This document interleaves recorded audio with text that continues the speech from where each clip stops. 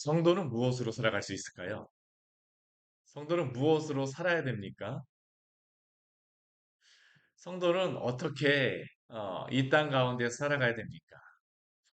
우리 교회 이름이 광야의 샘 교회인데 우리가 그 성경 말씀을 보게 되면 민수기의 말씀을 보게 되면 그 광야의 그러한 인생을 40년 동안 그들이 살아갔었죠. 그 광야 가운데에서 그들은 어떻게 살아갔습니까? 이것은 광야만을 이야기하는 것이 아닙니다.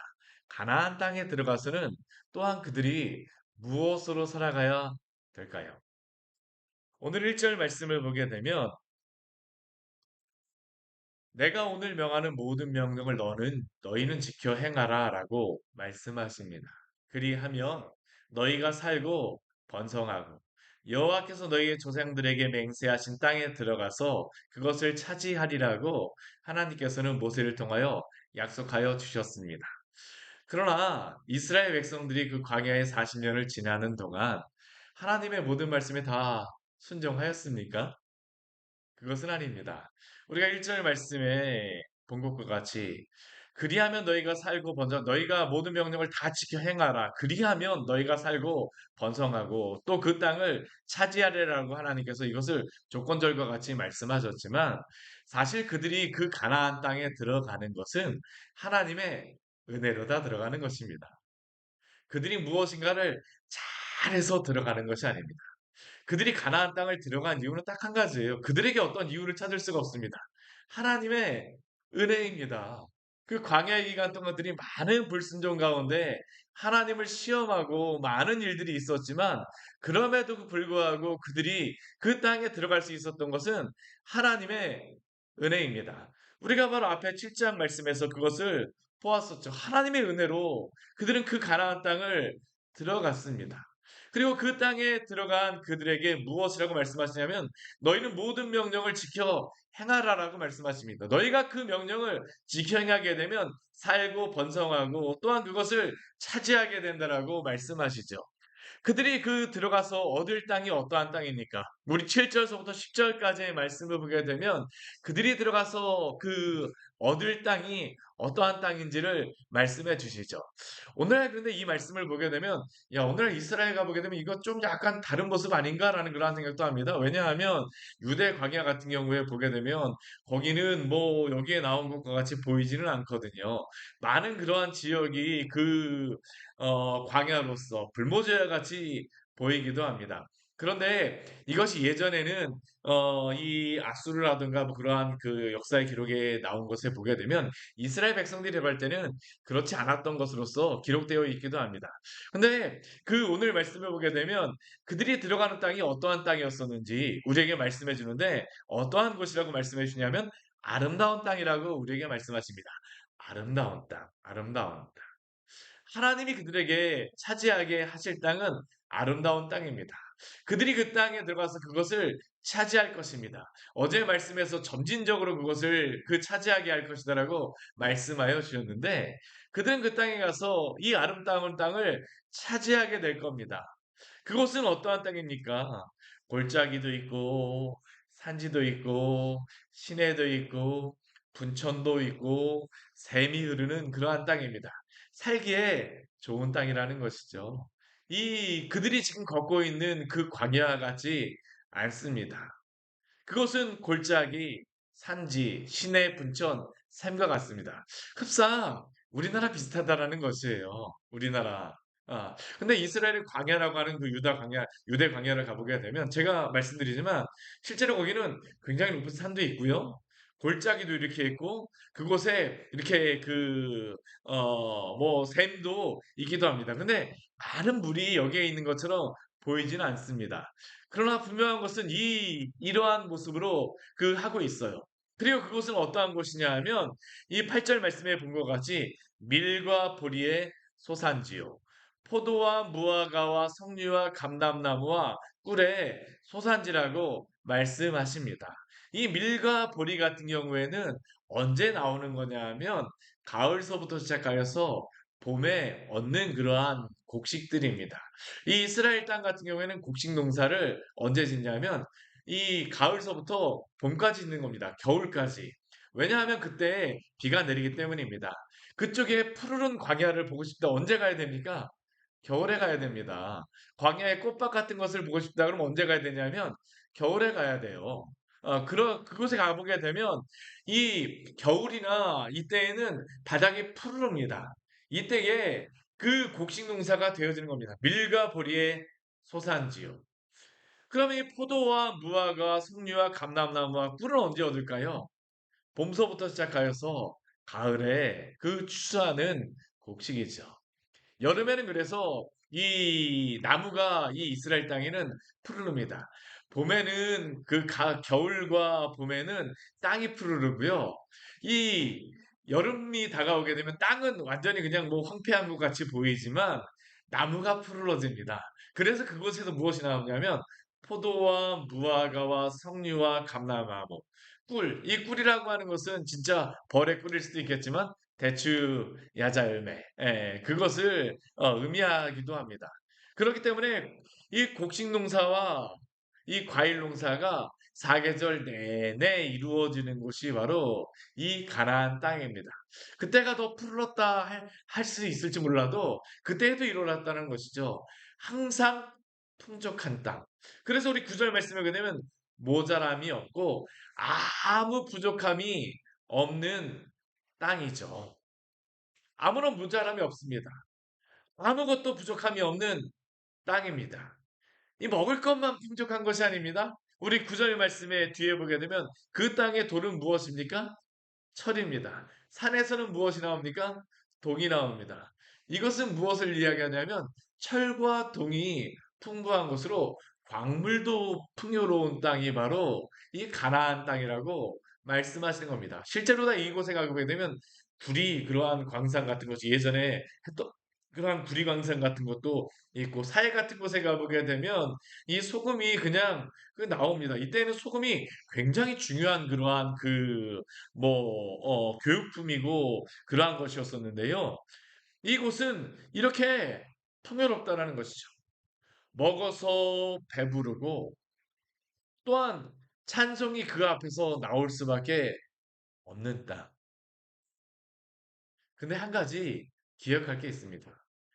풍요롭다라고 해서 그 삶이 풍요로운 것만도 아닙니다. 정말 이스라엘 백성이 이 풍요로운 땅에서 살 수 있는 방법은 무엇일까요? 말씀으로 사는 것입니다. 풍요로워서 잘 사는 게 아닙니다. 우리도 그렇지 않습니까? 마냥 풍요롭다 그래서 우리가 삶의 모든 것이 부족함이 없다 그래서 마음이 정말로 평화롭고 모든 것이 완벽한 것이 아닙니다. 오히려 풍요롭다라고 하는 사람이 더 힘든 그러한 삶 속에서 살고 있기도 하죠. 왜 그럴까요? 세상의 풍요가 그 영혼의 풍요를 담보하는 것이 아니기 때문이죠. 오늘 이스라엘 백성에게 말씀하시는 것이 바로 그것입니다. 너희가 차지하여서 들어갈 그 땅은 풍요롭고 사계절의 그러한 곡식이 날마다 있고 과일이 있고 또한 그 광물도 풍요로운 그러한 땅이다. 그러나 그곳에서 너희가 살 것은 무엇이냐라는 게 바로 하나님이 이스라엘 백성에게 질문하시는 것입니다. 무엇으로 그들은 살아가야 됩니까?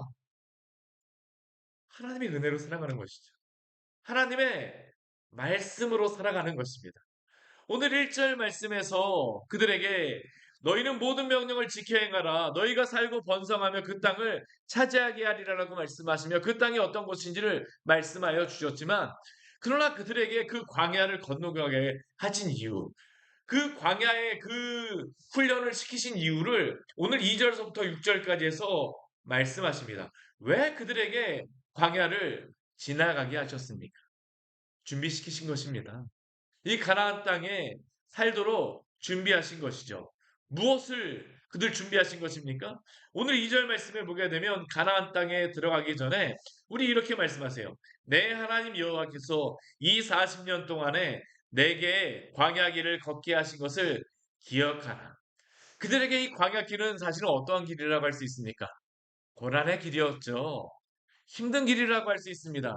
어찌 보면 그들에게 트라우마의 그러한 기억이라고 할 수도 있었을지도 모릅니다. 많은 일들이 있었습니다. 기억해보고 싶지 않을 수도 있습니다. 근데 하나님께서는 모세를 통하여서 무엇이라고 말씀하시냐면 그럼에도 불구하고 너희가 광야 길을 걷게 하신 하나님의 그 뜻, 하나님이 왜 걷게 하시는지를 기억하라라고 말씀하십니다. 왜 그럴까요? 그들을 낮추시며 시험하셔서 그들의 마음이 어떠한지 그 명령을 지키는지 지키지 않는지를 알려 하심이라라고 말씀합니다. 이것은 단순히 그들에게 시험하시려고 그 광야 길을 걷게 하셨다라는 것은 아닙니다. 우리가 착각하지 말아야 돼요. 하나님이 그냥 우리를 시험하게 하시고 어렵게 하시려고 광야 길을 걷게 하신 것이 아닙니다. 그들에게 정말로 알려주고자 하시는 것이 무엇일까요? 광야는 은혜로 살아간다는 것을 알려주시기 위함입니다. 그들이 그 광야길을 건너왔던 그 방법은 무엇입니까? 그들이 농사 지으면서 가지 않았습니다. 가나안 땅에서는 농사를 짓고 풍요롭게 그들이 힘을 내서 하면 그들이 모든 것을 먹을 수 있고 풍요로울 수 있을지 몰랐지만 광야에서는 그렇지 않았습니다. 그들은 철저하게 그 광야길을 40년 동안 지나가면서 어떻게 그들이 살아갈 수 있었을까요? 하나님의 은혜로 살아갔던 것입니다. 하나님이 날마다 주셔서 살아갈 수 있었던 것입니다. 그들의 마음이 어떠한지를 알고자 하셨던 것이 무엇을 알고자 하셨을까요?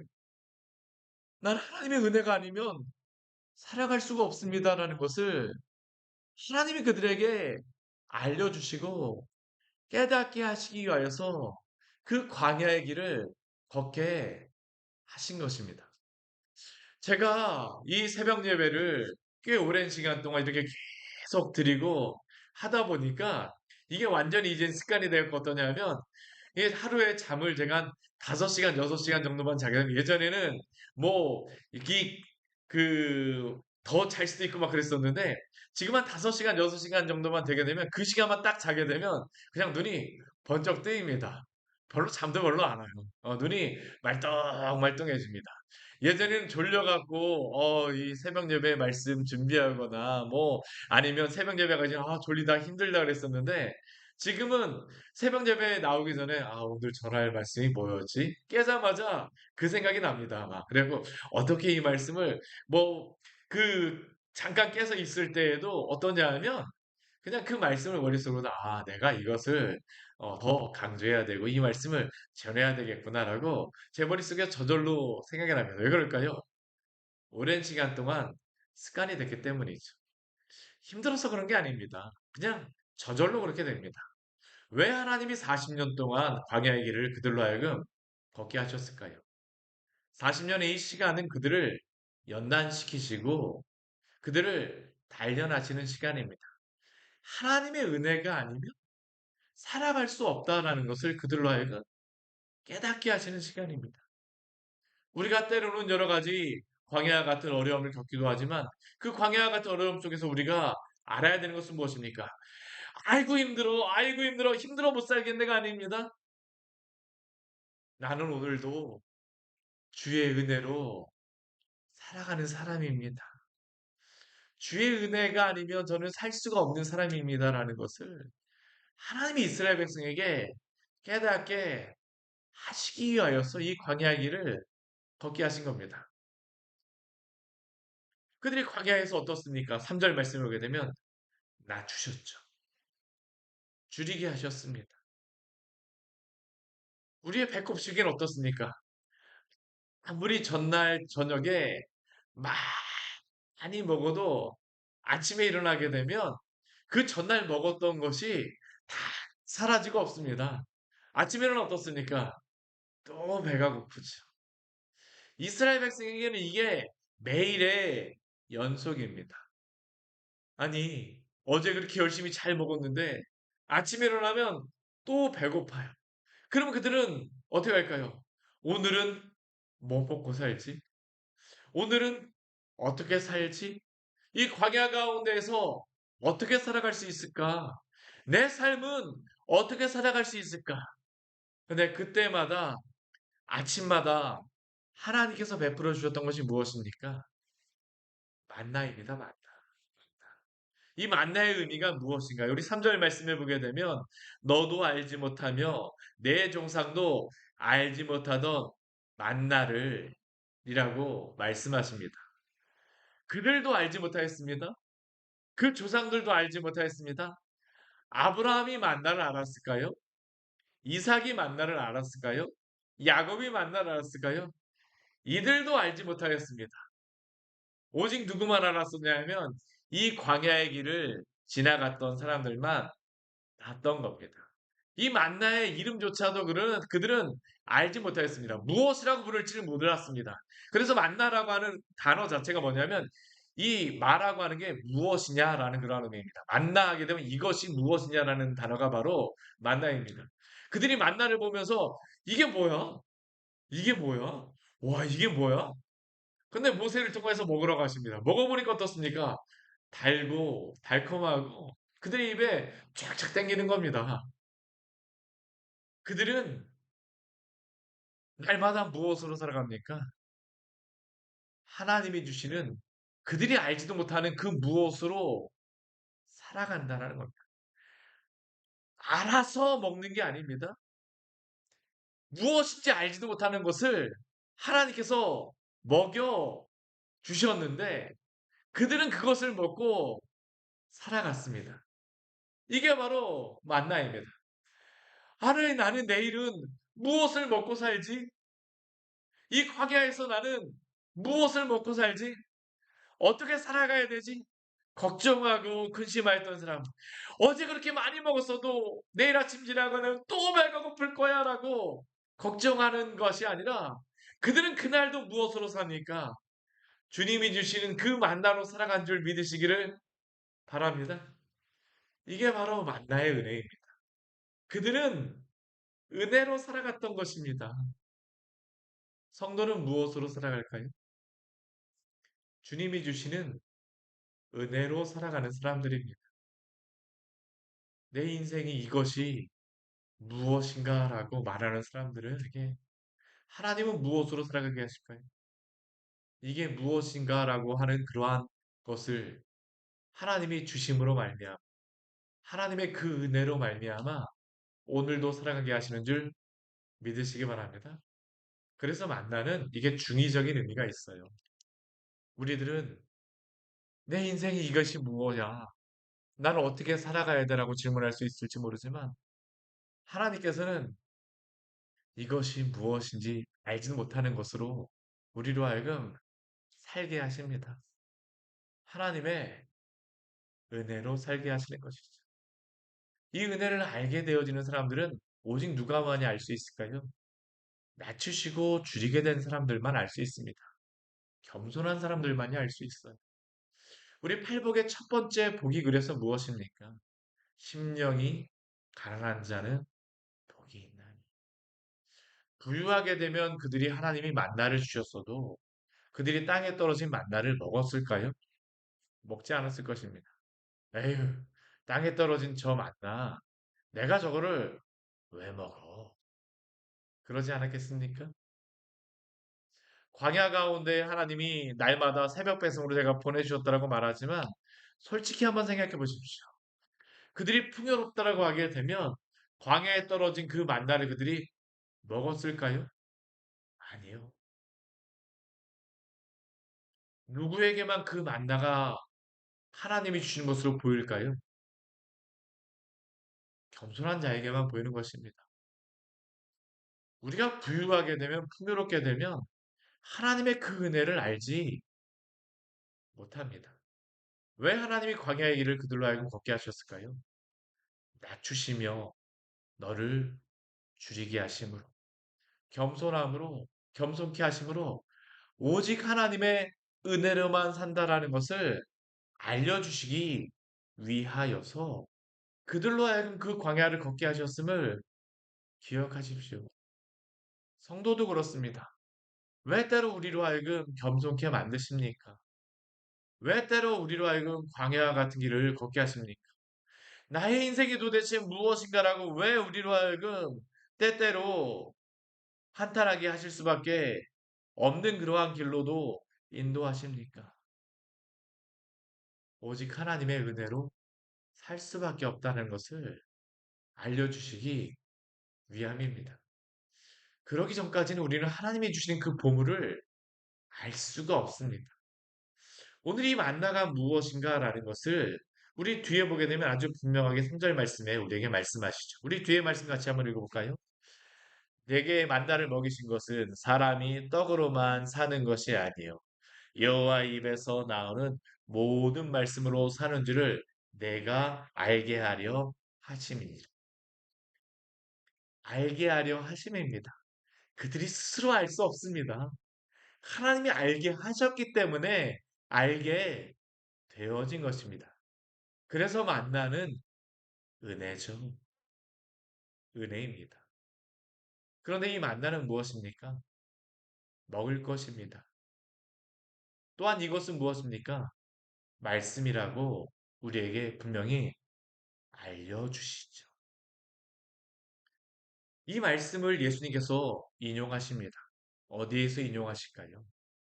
예수님이 40일 동안 시험 받으셨을 때에 바로 이 말씀을 인용하십니다. 예수님이 시험 받으셨을 때에 세 가지의 말씀을 인용하시는데 다 어디서 인용하시냐면 신명기 말씀에서 인용하십니다. 6장에서 두 구절의 말씀을 인용하셨고요. 오늘 8장에서 인용하십니다. 그때에도 마귀가 예수님께 와서 시험하죠. 40일 동안 굶주리셨습니다. 광야에서 시험 받으셨습니다. 동일합니다. 40년 동안 광야에서 시험 받았다라고 하는데 동일한 그 단어가 나오겠죠. 예수님께서도 40일 동안 광야에서 굶주리셨어요. 근데 그곳에서 사단은 어떻게 합니까? 너가 하나님의 아들이라고 하면 이 돌을 떡으로 만들어서 먹어라. 예수님은 능력이 있으셨습니다. 충분히 그 광야에서 돌덩이를 떡으로 만드실 수도 있으셨습니다. 근데 예수님께서 그 가운데서 무엇으로 사단의 그 계교를 물리치십니까? 사람은 떡으로 사는 것이 아니요 하나님의 입에서 나오는 그 말씀으로 사는 것이니라. 오늘도 이 말씀은 진리인 줄 믿습니다.